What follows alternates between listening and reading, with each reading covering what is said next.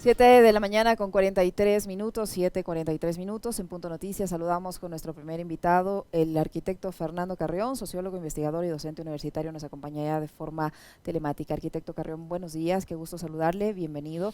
Le acompañamos a Alexis Moncayo, quien le habla, Licenia Espinel. Gracias por estar en nuestro espacio. En Quito, hasta 152 muertes violentas se han registrado en lo que va del 2023, 62 más que en el 2022 en el mismo periodo. La mayoría, según la policía, relacionada a disputas con el microtráfico.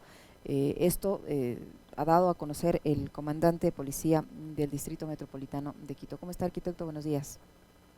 Hola, Licenia, ¿qué tal? Alexis, un saludo cordial a ustedes y a la amplia audiencia que tienen.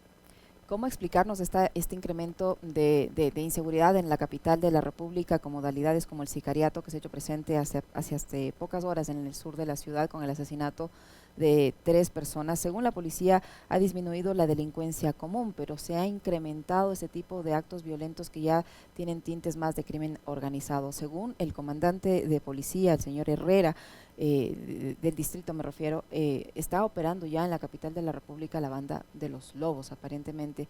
¿Cómo explicarnos esta situación? ¿Se traslada o se puede evidenciar así un traslado de estas actividades que se concentraban básicamente en la zona 8, en Guayaquil y en otros puntos, a la capital de la República? No, yo creo que eso sin duda, eso es lo que está ocurriendo. Y esto no es una cosa actual, esto ya viene con un tiempo atrás. Hemos tenido presencia de los lobos, de los tiguerones, de los choneros, etcétera, actuando en el territorio de Quito. Lo que vimos o hemos visto, yo diría, en estos últimos días, empezando por lo de el Comité del Pueblo, donde incluso la gente termina reaccionando con una especie de justicia por la propia mano, cualitativamente distinta a lo que teníamos antes, porque la justicia por la propia mano que existía en Quito y en el país era frente a un hecho que se produce en la cara de un grupo de personas, pues estas reaccionan y le linchan al ladrón, al criminal, etcétera.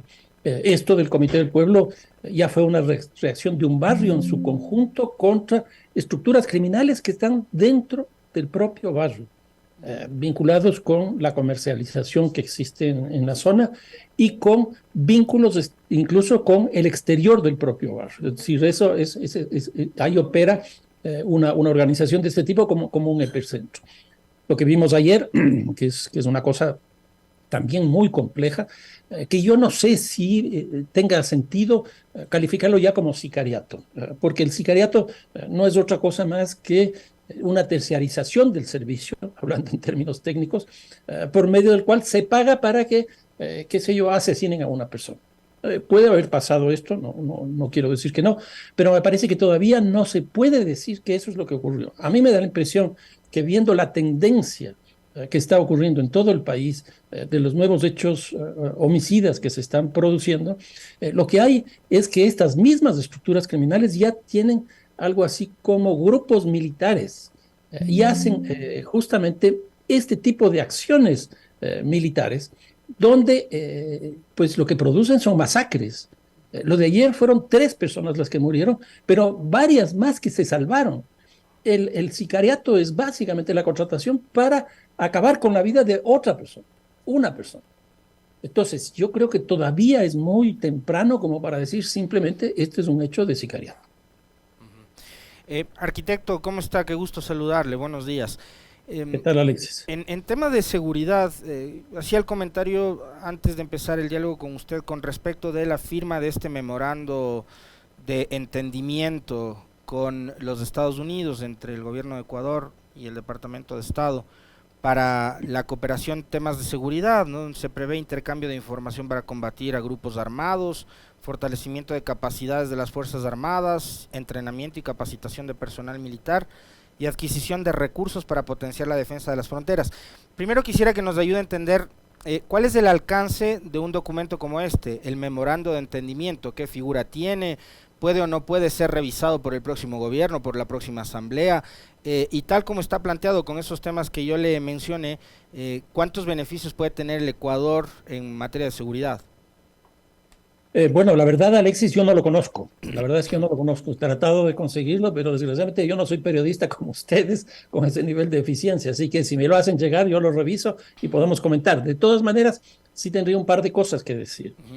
Una es que me parece que, bueno, a este gobierno ya se le acabó la posibilidad de plantear algo interesante respecto de seguridad.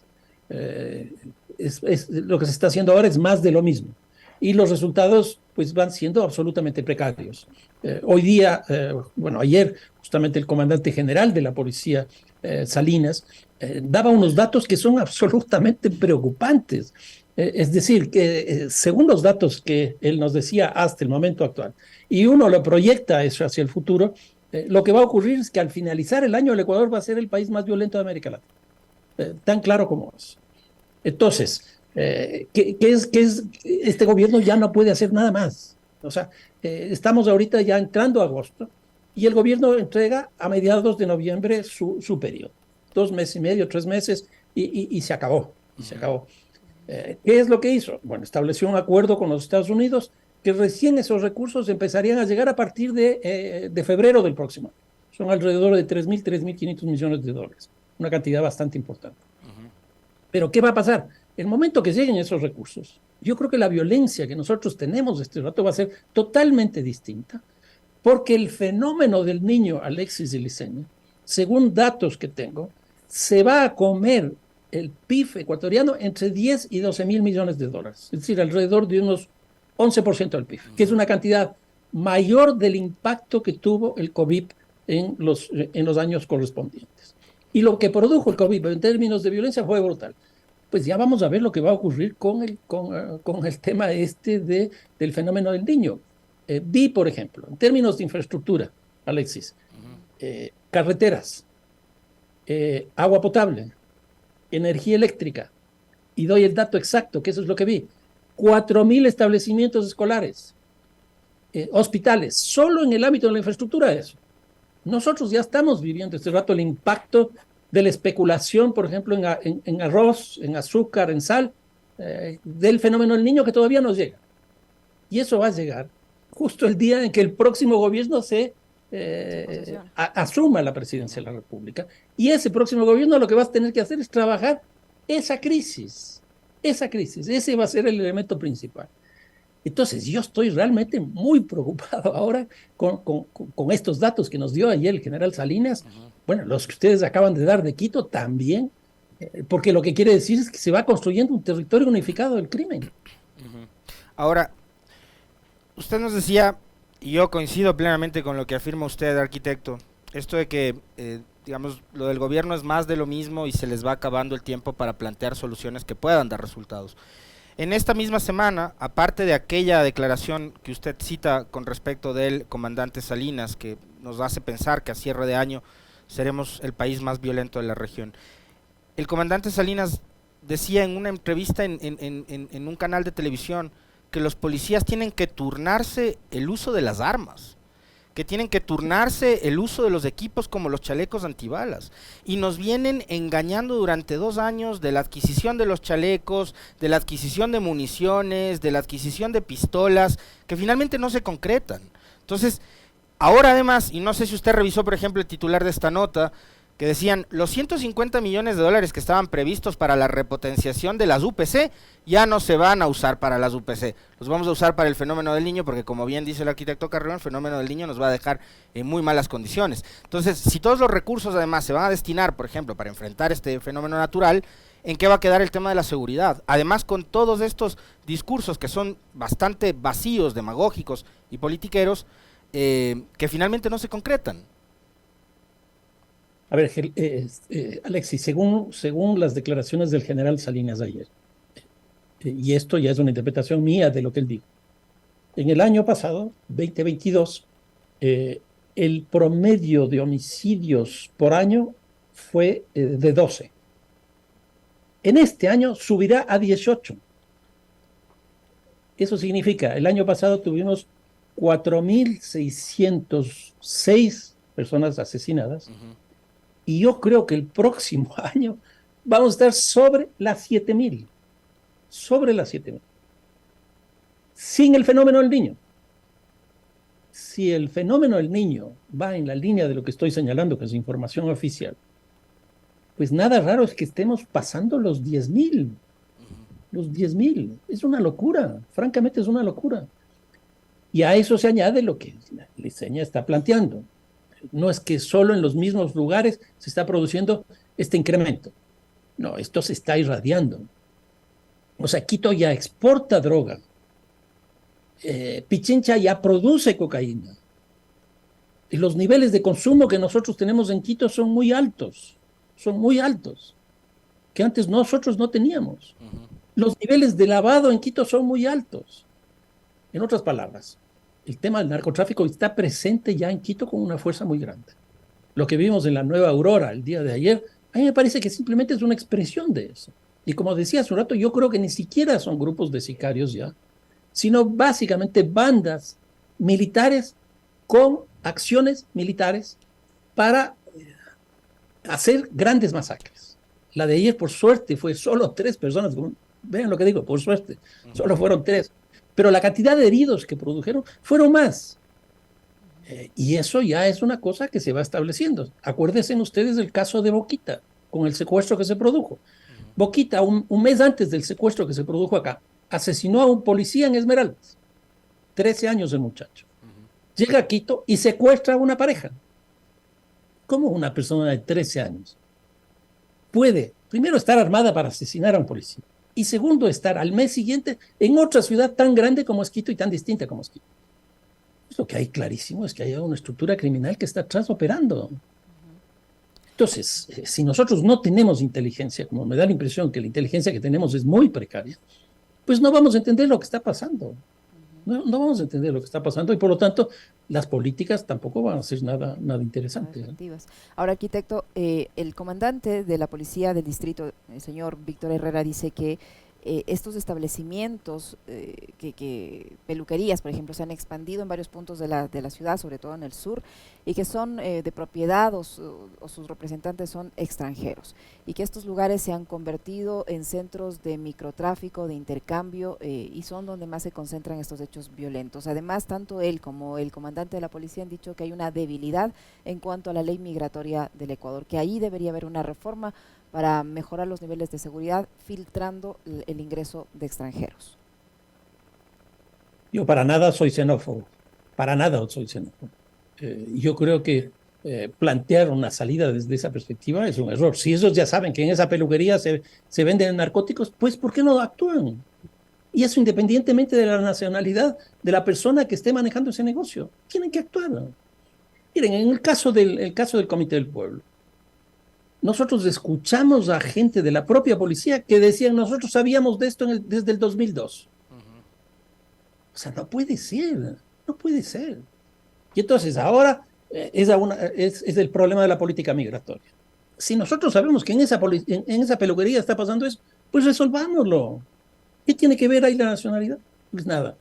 Cuando uno ve la información de las personas privadas de la libertad, y esa es una expresión de la política pública de seguridad, lo que tenemos es que entre el 6 y el 7% de las personas privadas de la libertad son extranjeros. Es decir, ahí están de todos los países de América Latina, de Europa, de Asia, de África, etcétera, y también los venezolanos. 6%, 7%. Entonces, yo creo que ese tipo de cosas no se puede seguir manejando de esa manera. Ahora, arquitecto, la ayuda que puedan dar los gobiernos locales a la Policía Nacional, ¿de qué manera debería ser canalizada? Porque yo recuerdo que en la época de la señora Cintia Viteri, ella decía, les hemos dado motocicletas, les hemos dado patrulleros, etcétera, etcétera. Ahora he visto que en Quito el alcalde Muñoz también ha entregado una serie de patrulleros y demás, pero ¿de qué sirven todas estas herramientas si es que no existe un plan de seguridad o una estrategia de seguridad en la que además todos los niveles de gobierno y la fuerza pública o las fuerzas que actúen, ya vemos que no solo la policía ha salido a las calles, sino también los militares, y no está dando resultados? Si no actúan de manera coordinada, ¿qué resultados vamos a tener? Pues si sigues haciendo lo mismo que estás haciendo, vas a tener los mismos resultados. Einstein ya lo dijo hace mucho tiempo. A ver, un par de cosas. estoy terminando un artículo donde me puse a ver la cantidad de fuerzas de acción frente a la delincuencia que hay en el país. Más o menos 62 mil de las policías, de la Policía Nacional. Más o menos 35 de las Fuerzas Armadas. Es decir, suma uno a los dos, ahí están 100.000. El caso de la guardianía privada, hay datos que nos dicen de 66.000 y hay otros que nos dicen 255.000.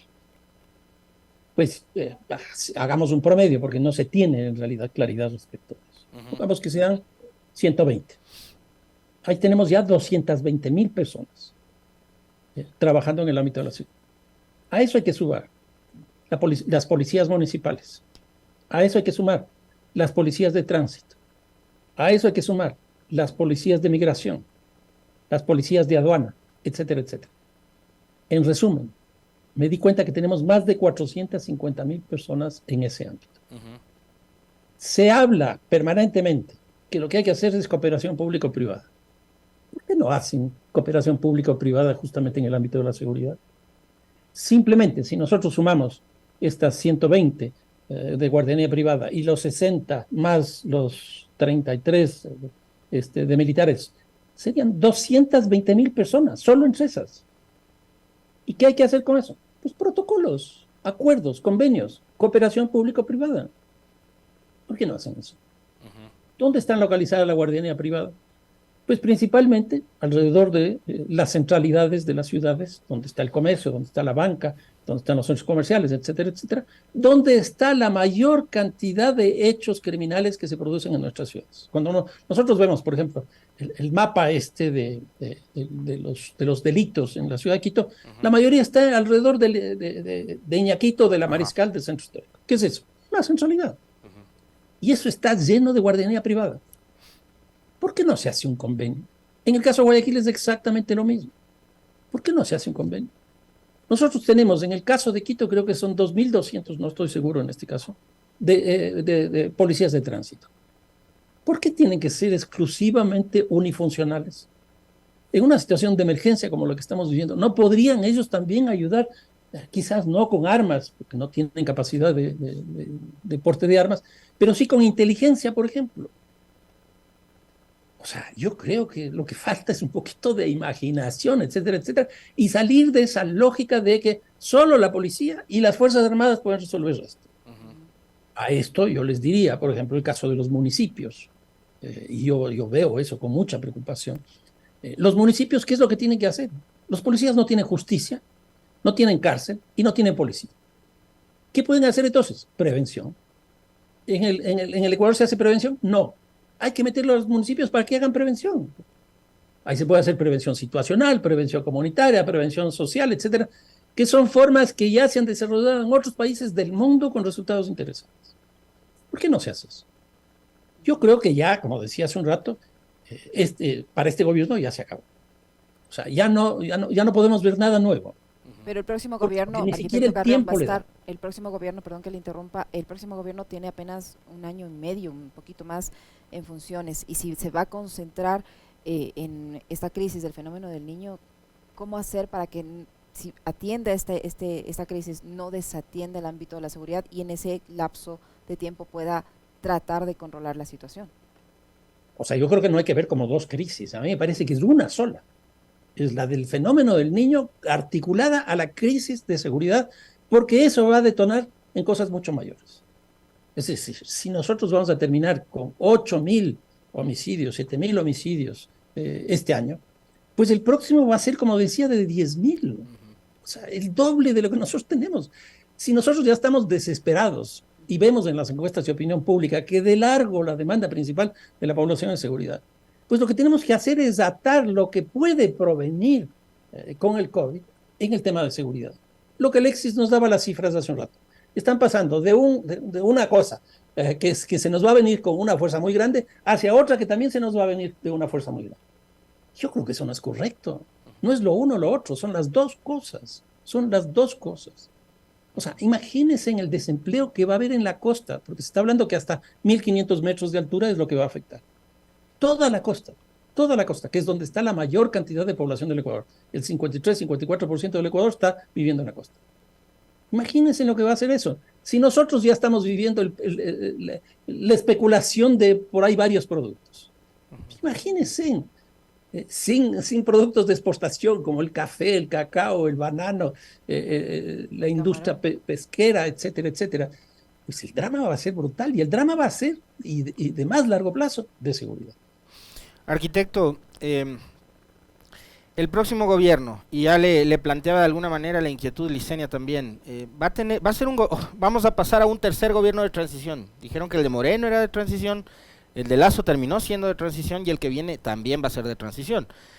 Las ofertas son súper pintorescas, algunas pueden resultar hasta exageradas, hay candidatos que se disfrazan como superhéroes, ¿no? Como comandos salidos de una película de acción, pero les va a alcanzar el tiempo. ¿Qué es lo que debería, a criterio suyo, hacer un gobierno que va a durar 18 meses en el poder para tratar de recomponer quizás las cosas además que deberían ser urgentes? Por ejemplo, les cito un caso específico: recuperar el control del Estado en los centros de rehabilitación social.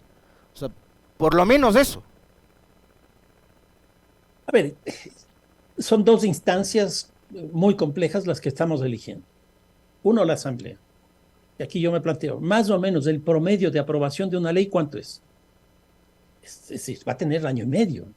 Y hasta sentarse, calentar el asiento, hacer la propuesta, discutir en la comisión, pasar al plenario, regresar, 6, 8 meses.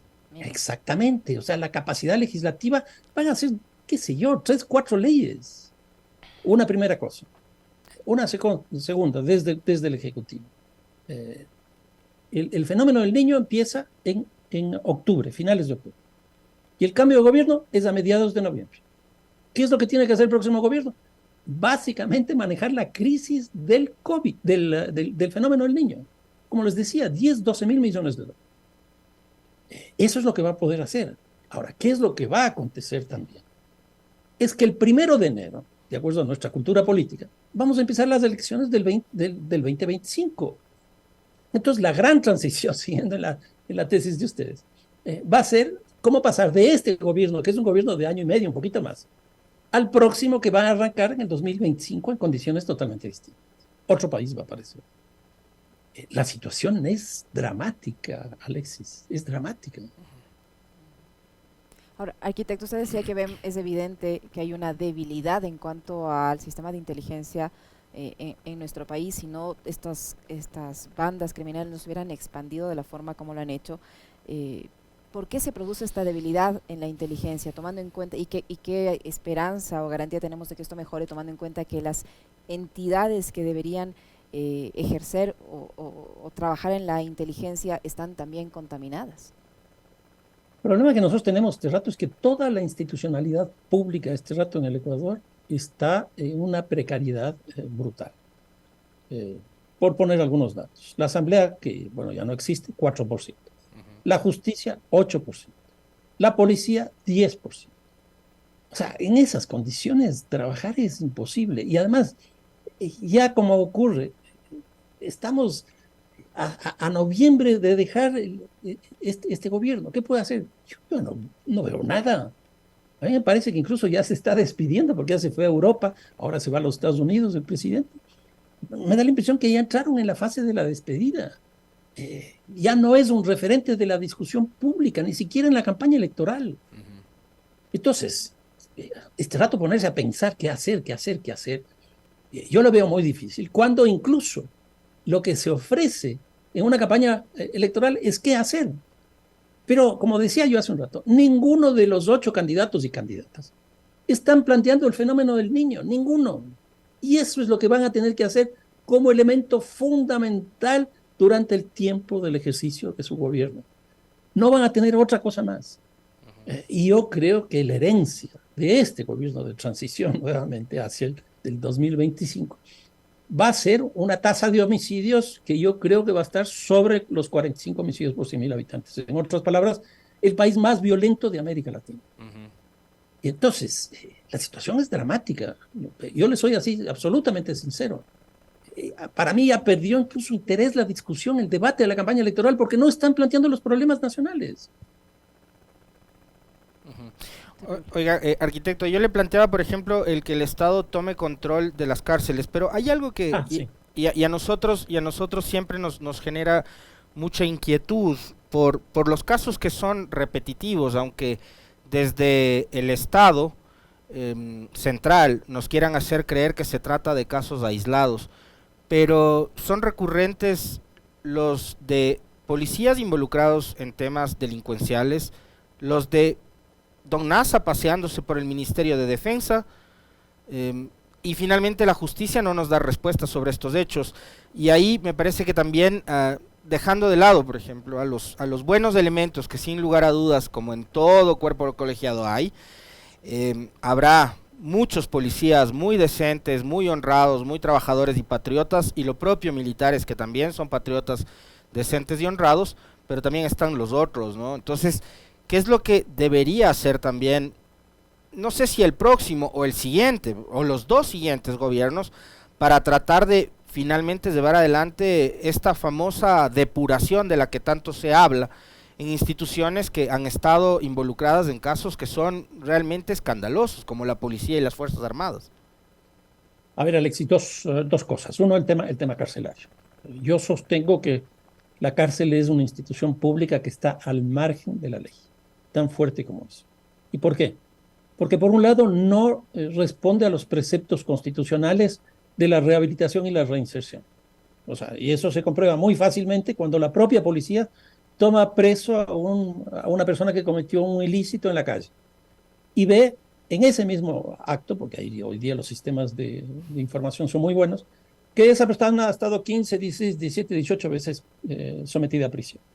¿Qué quiere decir eso?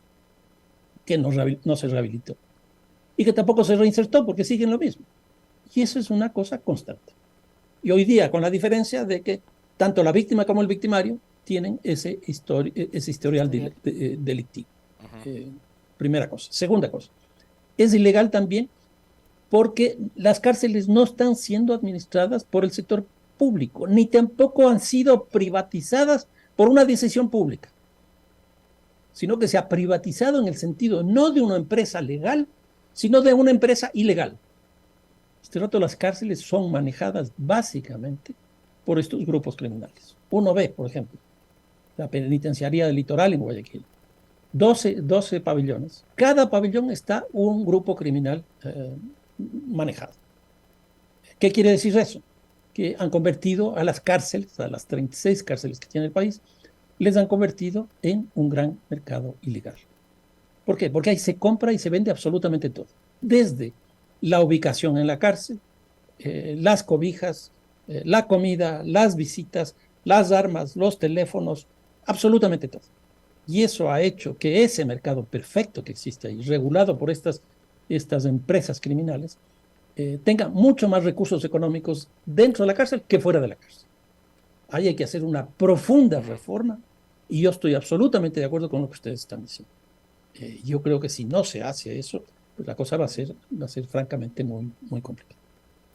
Arquitecto, de acuerdo a los datos, para volver al tema de Quito, de acuerdo a los datos expresados por el comandante de policía del Distrito Metropolitano, los distritos de Quitumbe, La Delicia, Calderón y Eloy Alfaro son los considerados, digamos así, más peligrosos. Existen mercados del microtráfico en La Mariscal, en el Comité del Pueblo, en La Bota y en Cotocollao, un mercado activo del microtráfico. Si tenemos identificados estos distritos como los más peligrosos, sin descartar que la ciudad en general se ha vuelto peligrosa, y si hay identificados estos mercados del microtráfico, ahí, ¿qué debería hacer la policía de la capital para actuar y evitar que esto siga expandiéndose a otros sectores de la ciudad? Yo creo que tiene que haber una política de cooperación entre el gobierno nacional y el gobierno local.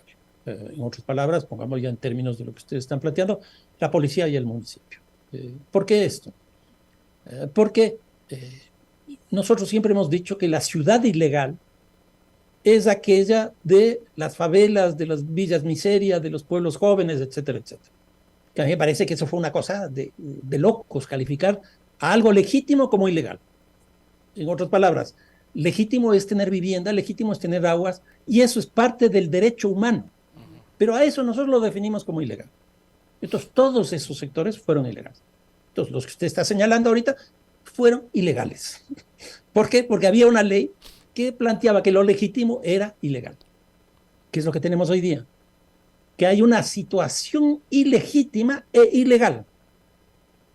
O sea, una cosa absolutamente distinta. En el otro caso teníamos actores, los sectores populares, y en este, actores, los grupos criminales. Son dos cosas totalmente distintas. Por eso es que, para que nosotros no sigamos con esa lógica de ilegalizar e ilegitimar a estos sectores, ahí tiene que entrar el municipio. ¿Para qué? Para mejorar las condiciones de vida de esa población que está en franca decadencia.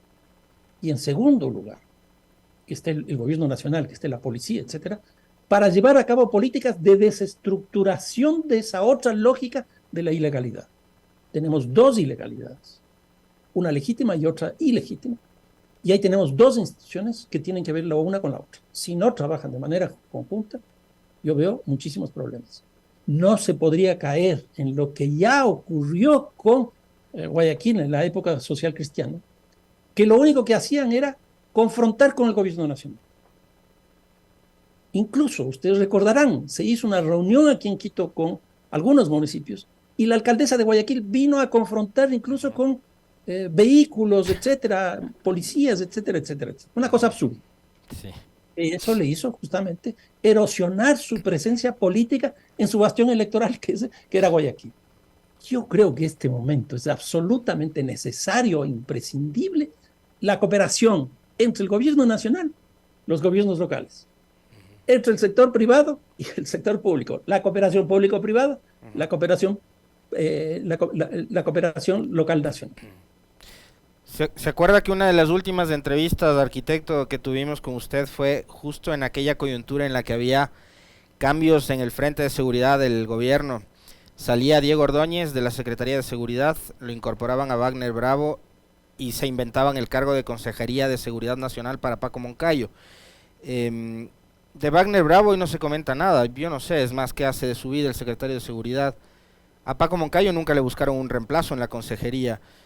Y usted varias veces nos dijo acá, a propósito de lo que pasaba en Senaín, de lo que ha sucedido, perdón, en el SNAI, corrijo, SNAI, la cantidad de funcionarios que pasaron por el SNAI, lo que pasó con el Ministerio de Gobierno primero, la creación del Ministerio del Interior después, y demás, que en este gobierno hubo mucha improvisación. Finalmente encargaron a Bravo y a Moncayo, dos ex generales o generales retirados, la seguridad, y dijeron, estos pesos pesados sí saben. Finalmente supieron, o también es parte de esa improvisación que ha sido la impronta en el manejo de la seguridad de parte del gobierno de Lazo. A ver, a mí me parece que fue interesante la suma de Bravo y de Moncayo en el siguiente sentido. A mí me parece que eso le generó una proyección al gobierno nacional que en las encuestas se vio reflejada. O sea, mejoró muy poco, pero mejoró su imagen en el corto plazo. ¿Por qué? Porque apareció una política distinta, que era esta cosa de enfrentar el problema desde la óptica del terrorismo. Y la gente lo que pide es eso.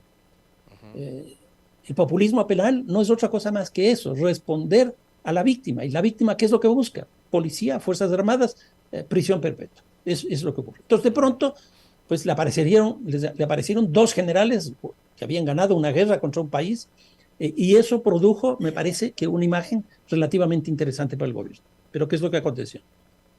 A mí me parece que Paco Moncayo fue más que un diseñador de política pública en el campo de la seguridad, una especie de vocero. Estaba en todos los medios, lo entrevistaban, etcétera, etcétera.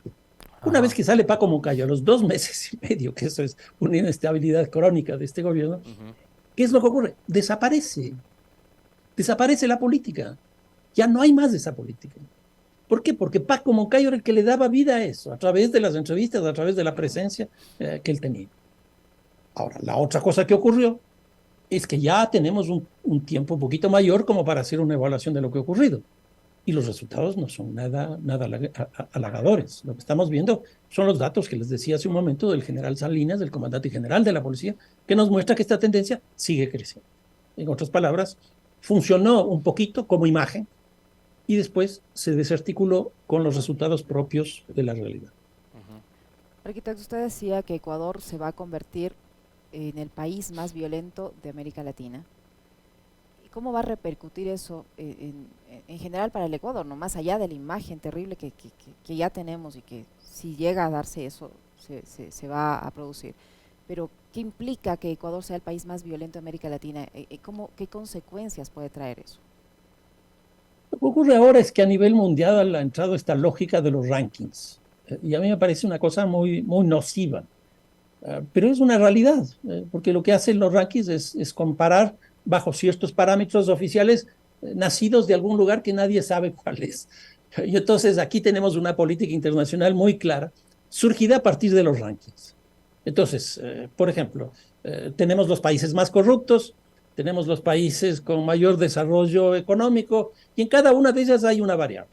Entonces, en el caso de la variable violencia, es la tasa de homicidios. Cuando yo me pongo a ver informes, por ejemplo, de la OPS, del Banco Interamericano de Desarrollo, del Banco Mundial, etcétera, etcétera, Japón, por ejemplo, tiene una tasa de 18 suicidios por 100.000 habitantes. Tasa altísima. El otro día me hicieron una entrevista y el periodista me pregunta, ¿y por qué no le pedimos a Japón que nos apoye? Y yo le respondí, ¿por qué Japón no nos pide a nosotros que nosotros le ayudemos para que no tengan esa tasa de suicidios?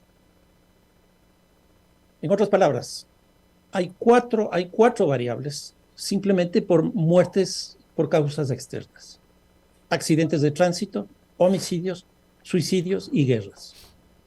Los países desarrollados están inmersos en guerras y en suicidios. Los países de menor desarrollo relativo están inmersos en suicidios y accidentes de tránsito, en homicidios y accidentes de tránsito. Con esto no quiero decir en absoluto que nosotros estamos muy bien, sino que lo que ocurre con estos rankings es que los países más grandes terminan utilizando las variables que ellos quieren para ellos estar bien y nosotros estar mal. Les pongo un ejemplo. Por ejemplo, el caso de Chile. Chile tiene hoy día, tenía una tasa muy baja hace 4 años de 2.1, 2.2 homicidios por 100.000 habitantes. Hoy día está como una tasa de 7. Eso quiere decir que casi 3 veces se multiplicó la tasa. Pero no llega ni siquiera a un dígito. ¿Qué es lo que ocurre en el caso de Chile? El nivel de incremento de robos y hurtos es brutal, más alto que el de acá. ¿Dónde se genera la percepción de inseguridad? Básicamente en robos y hurtos, porque eso es lo que se generaliza. Entonces, Chile es un país menos violento que el caso del Ecuador, y de largo menos violento. ¿Será? Pues yo creo que para hacer estos rankings hay que utilizar, por ejemplo, como se hace en índice de precios, hay una canasta. ¿Por qué no se hace lo mismo con respecto a la violencia? Que la violencia no esté señalado exclusivamente por una sola variable, sino por varias. Y así vamos viendo efectivamente si es que somos los más violentos o no. Ahora, yo creo que sí, lo que ha pasado en el Ecuador es brutal. Y les voy a decir una cosa más. La impresión que yo tengo es que los resultados censales que van a empezar a aparecer a fines de este año, principios del próximo, van a hacer que las tasas de homicidio todavía suban más. Porque la tasa de homicidios es básicamente una relación de personas asesinadas con la población de un país. Y yo creo que las proyecciones con las que nosotros hemos estado trabajando, porque toda proyección es más política que demográfica, esas proyecciones nos van a mostrar que la población que nosotros tenemos es menos de la que nosotros creemos que tenemos. Y si eso ocurre, lo que va a pasar es que va a subir la tasa de homicidios. Yo recuerdo en la época de María Paula Romo, cuando fue ministra de gobierno, porque no había Ministerio del Interior. Ella hizo un ajuste de la tasa, básicamente incorporando a los venezolanos. cuando no había un conteo de los venezolanos, simplemente se estimó una cantidad de venezolanos que existían en el país, más alta de la que en realidad las mismas fuentes oficiales decían, con lo cual la tasa de homicidios bajó. Aquí hay que seguirle mucho a la cuestión metodológica, porque como decía hace un rato, la cuestión metodológica también es política. Muy bien, muy interesante. Siempre nos deja pensando, arquitecto, pensando en cómo en los días que se nos vienen. Muchísimas gracias por habernos acompañado en este diálogo. No, muchísimas gracias a ustedes, Licenia, Alexis. Gracias, Fuerte abrazo. arquitecto. Esperemos, Un abrazo. Alexis, nos salga bien este ancianito que estamos trayendo para la liga. Dios mío. ¿Cuántos años tiene? 39. 39. Paolo Lo mismo, Guerrero. lo mismo que Barcos. Hijo. Veamos qué pasa. Un abrazo, Listo. arquitecto. Abrazo, chao, chao, adiós.